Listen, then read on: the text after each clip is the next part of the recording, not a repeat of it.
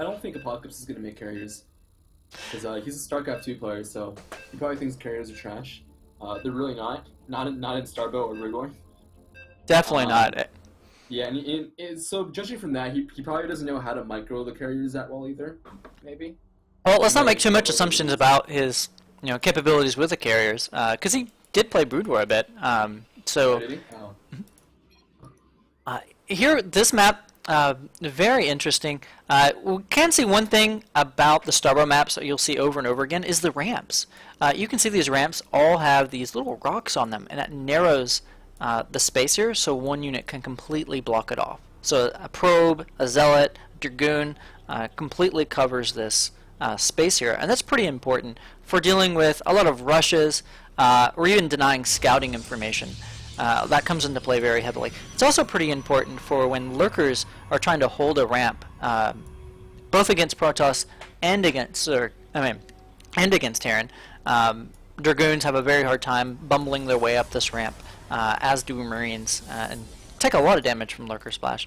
Though in this matchup, it mostly seems coming into play whenever Protoss is trying to stop Vulture run-bys. Dragoon plopped right there, stops Vulture run-bys, also stops the SCV from getting in, but you can mineral walk in. That's fair. So what do you expect to see from Young coming out on this matchup, given that it's such a big map? How might he change up his mech-based build order? Do you think he'll do anything a little more greedy, and what greedy options could he take? Yeah, it looks like he's going to do something greedy. In fact, it looks like he's going to go for 14cc.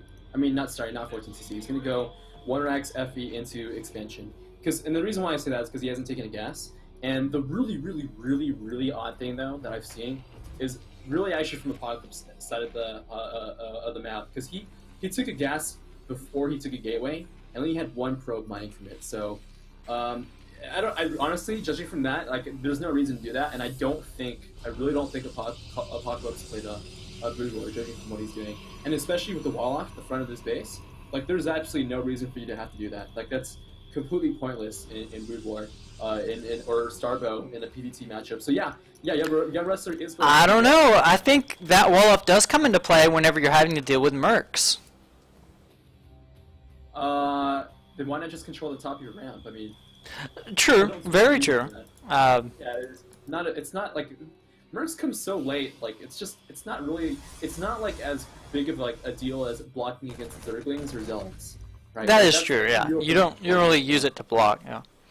It does limit the movement of his army whenever it comes time to defend any type of drops or anything that could sneak up into this main base. And if we just take a look at the size of this main base for a Starbow map, this is a pretty good size main base. Yeah, you're right. That is a really big map. Or a big space. Actually, there's one thing I do want to point out, though. So Youngrustler, judging from what I'm seeing, he definitely has quite a bit of experience, at least in Starbow, possibly Brood War. And the reason why I say this too is because when I noticed that he put down the bunker before he put down the gas. So this is like a pretty common dilemma that Terrans have to face when they go for the for the CC after the racks. Mm-hmm. Is, do I go for the bunker first and play it safe, or do I go for the refinery? And he went for the bunker first, which is obviously the safer build. And I have to agree with that too, because Apocalypse could be doing something pretty fishy with getting the gas first. So he's just playing a little extra safe with the bunker first. And he's playing best off of his scouting information. I think so many players obtain the scouting information and then they never adjust their build. So it does show the degree of skill that we're seeing. But bunker's coming out. What is this? What? Oh, no, sorry, barracks. Yeah, barracks, not bunkers. Yeah, those are some really odd-looking bunkers. A bit. I don't know why Terrans can't get inside their own buildings and shoot out the windows. Okay, you know what? That's like, yeah. I've always wondered the same thing too, because I've actually been playing a bit of Age of Empires, and you can queue your units into the building that's building those units, so you can protect them, and then you can release them all at once. So you can like throw out 10 units all at one time instead of throwing them one by one like they get killed. Uh-oh, we got the SCV line coming over, but there's only 2 SCVs. He needs one per Dragoon, and it's already on fire. You need an additional one if it's on fire. This is so close to going down. No way. Wow, 20 HP. It got so low, just barely saving it. The general rule is 1 SCV per Dragoon. And if it's on fire, you need an additional SCV. This is a bit overkill. He's taking some losses on these SCVs, but so much mining time is getting delayed from this Dragoon range push. And he's already taking the expansion, so this damage needs to be done. He needs to delay all this mining. Marine's pushing forward though, but I don't think he has enough to be able to push out against this. He's still going bio, but not making any mercs yet. He's going to have a hard time pushing this away. I don't see the actually any merc related building coming down. What is that merc building called? It is the selecting an SCV. Yeah, honestly, okay, from the Terran perspective, this is really bad for Youngrustler, and honestly, I think he's going to lose the game. And he could potentially lose the game right here, right now. And the reason why I say that is because he went for tech, he went for stim instead of marine range. If he had gone marine range, this wouldn't have happened. A bit of a fumble in the build order though, but these SCVs have so much health and they attack very quickly. That 0.9 attack compared to the 1.4 attack of other workers. But he is being pushed all the way back up. He's waiting for the orbital command to finish so he can lift off. Oh no, still not lifting it off. This orbital command could go down. At 400, 200, one more volley. Jeez. And the Terran player is set so far behind. He's really going to have to swap up his build from what he was doing previously into some type of high harass, high damage potential build to be able to come back into this game. Something like Ro8 harass or anything that could really just put the pressure back on the Protoss. Because the Protoss can just sit at this low ground and expand again, tech up, or just mass a big army for a push to end the game. What tools... Honestly, no, I don't think that's even a possibility at this point. He can't do anything like that. He can't go for drops. He can't go for raids, and you never really go for raids in TVP anyways. I mean, well, you could, but it's usually not very effective. And the reason why I say Youngrustler is probably going to lose this is because he needs to have more bases than the Protoss player if he's going to go for bio. Like the purpose of bio is to use the mobility for you to be able to get more expansions. And I mean, I say that even though I really am god awful at bio, but you're not going to be able to win with Marines against Dragoons or against Protoss in general. So there's really nothing that Youngrustler can do. He's invested so much into Raxes that he can't get a starport. He can't go for drops. He's got all the wrong tech choices, and he can't even get his expansion. So I don't know. He already has all the barracks, and if he drops a scan off in the Protoss's base, he's going to see that Protoss has not opted for the robotics facility. He's not able to detect cloaked units, and the Ghost could come out and put a lot of pressure on the Protoss player, push him back across the map, possibly do some damage to the Protoss player because he's so far away from observer tech. He already has some of the infrastructure in place for the barracks. I think it would be a wise tech option for him to veer towards at this point if he was to scan and recognize this vulnerability. Nah, dude, Ghosts suck. Ghosts are a bit different in this game. I generally mean that because the thing is, like, okay, he gets Ghosts, and he scans, and he pushes the Dragoons back. Like, okay, big deal. Like, Ghosts they don't have high enough DPS to justify their costs in terms of attacking unit. And well, they do now do 40 damage to armored units. Well, yeah, to armored units, but like then you just back them up. And the thing is, there's 2 starports out on the map, or stargates, I should say. And Sentinels, if I remember correctly, they can still glare, and they can still detect invisible units. And Ghosts, they can't shoot up, which is like the dumbest thing I've ever seen, ever. So you can't even kill the Sentinels, even if you wanted to, with the Ghost. And you're not going to want to use Marines against Dragoons, Zealots, or anything Protoss related. Yeah, you definitely need to find something in the Terran composition to complement them. But other than saving up for a big doomsday push off of one base, there's not much else the Terran really has to be able to bring back the pressure. And it looks like he is going for that now. 3 tanks, couple medics, and a big bio ball. And, you know, looking at the Protoss army, there's really not any splash damage available. Yeah, the Sentinels are probably a mistake, but... No ward's coming down, though. Okay. All got evaporated. No wards really need time to set up and get cloaked, and to be able to really zone away the Protoss army. It's used in a similar way to mines are. Pushing into this 3rd base, though. Yeah, this is, I don't know why he went for Sentinels, and honestly, he could lose the game just for going Sentinels against bio. Like, that doesn't make any sense at all. Yeah, Sentinel's far more effective against the mech. Yeah, exactly, yeah. Sentinel's a great unit, but in a typical, regular PvT. And I don't know why he's still making more Sentinels. Well, did he ever get up the ramp to see all of these barracks? I mean, does it really matter? Well, I mean, at the time he was choosing to go Sentinels, he might not have known that it was a bio-mech push. That's fair. Yeah, that's fair. I mean, but with the amount of Marines that he made, that he saw, I mean, you're probably going to have to suspect that it's bio. One thing that the oh, Terran player is going to have trouble with is these Sentinels coming in for harass. They're checking to see if there's a natural here. Zapping away some medics. Oh no! Some Sentinels just flew right over the bio army and got evaporated. This is looking like a very small Protoss force compared to a very big Terran force. What would you like to see from Terran? With his current unit composition, how can he slow down this mech push, this bio-mech push? Stop making Sentinels.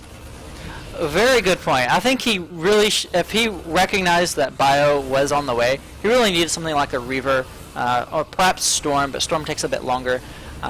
Picking off some of the siege tanks, but... You can just make more Zealots and Dragoons and you would have outmaxed it anyways. I mean, he had 2 bases against 1 base. Terran. So this doesn't make any sense. And he's not even using the Sentinels really for anything. Where are the Sentinels? They're just kind of hanging out in the middle of the map. Looks like Youngrustler's pulled himself back into this game. More like Apocalypse doing at the game. Like, let's be honest here. This is not a good play from Youngrustler. This is just a dumb play by Apocalypse. Like, absolutely terrible play. I'm not even gonna be nice about it. There's absolutely no reason to go Sentinel against me. Oh man. Although, assuming that the Terran player was going mech, the Sentinel play would have been very, very fun and interesting to watch. And it is very valuable to see Sentinels against mech.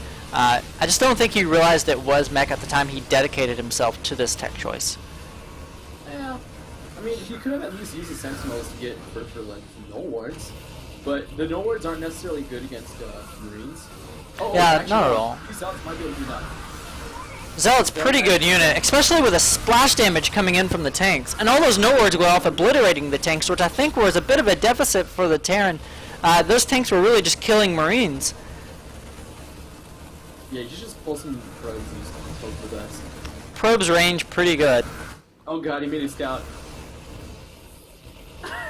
Scouts got a little bit better, they cost less, and they now have the disruption web. Yeah, but he just get Zealots or a bunch of Dragoons. Oh, this is terrible. This is really bad for Apocalypse. I don't think he's gonna be able to pull this next push. And the reinforcements are streaming in. I don't see anything that can really, show that light at the end of the tunnel for the Protoss player, but that is a big number of scouts. Oh no, I think he misclicked in the frustration of the game, and he's made a couple Corsairs. No, I don't think those. No, the real misclick was putting down the Stargates in the first place. Check out the active APM though, 193 to 53. Young is definitely showing his APM skill off, spamming away. A couple null wards at the top of the ramp is going to keep this bio army away for a little while. But oh no, the Marines see the hidden base. Not so much of a hidden base in a normal game, but in this context, definitely a hidden base. Yeah, that's true. So the thing is, null wards are pretty good against mech because Goliaths have a slow rate of fire compared to Marines, but Marines are good against null wards because they don't overkill. Like they do low damage, but they have such a high rate of fire that they're really good against not wasting their damage against null wards. So null wards aren't that good against bio. And yeah, he's got the scouts, which are cute, I guess. It's kind of cute. I mean, it'd be kind of sick if he. Oh wow, he actually got air upgrades. I think he has Disruption Web. And he has the energy to cast it.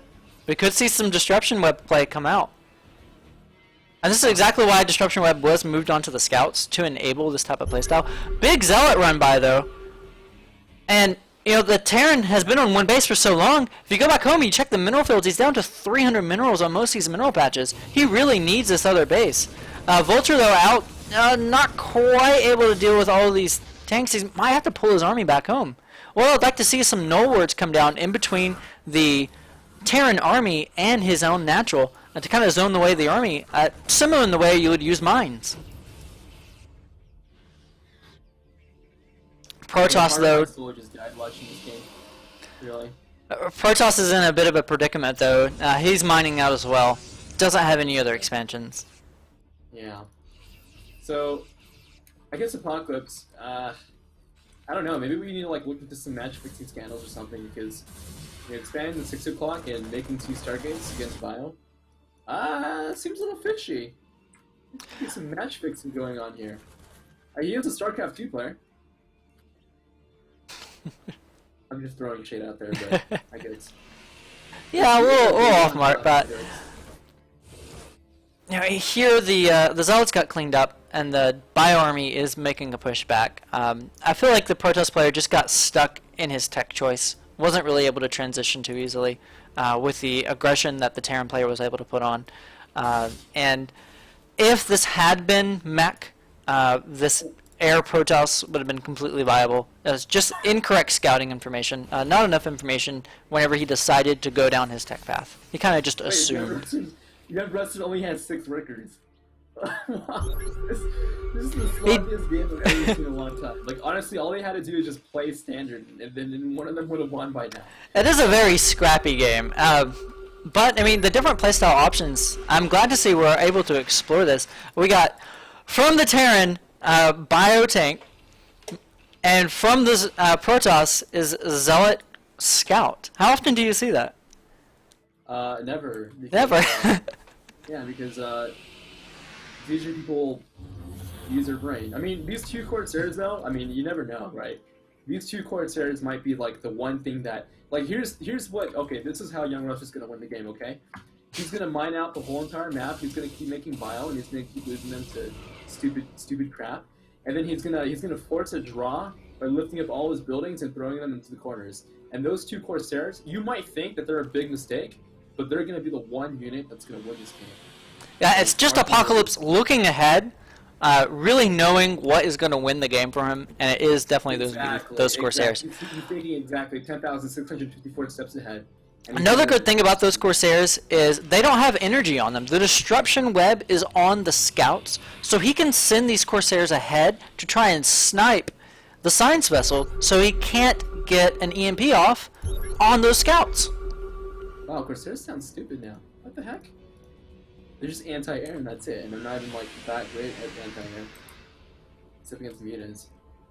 Yeah, we do have a bit of an unspoken truce coming out between the 2 players. It's likely because their whole economy has been completely ravaged, and they don't want to do any risky trade when they don't have an economy to repopulate their armies. Protoss just now saturating his natural again. Terran player up to 14 SCVs. The attack is coming, and also it's like Youngrustler's playing the nice. Oh, good no word. He's got the Archons. The Archons are so good against the Marines. He's got the Zealots here, going to be a good, nice buffer. He's got the Scouts. Excellent D-webs coming down. Yeah, I think Apocalypse has this because he actually attacked, and Youngrustler is in the middle of his bio transition to mech. Just clicking on some of these Archons, we got 7 kills, 4 kills, just so many kills coming down on these Archons with all that splash damage against the bio. It's super effective. Yep. We got GG, and this ties up the game. We're going to go on to the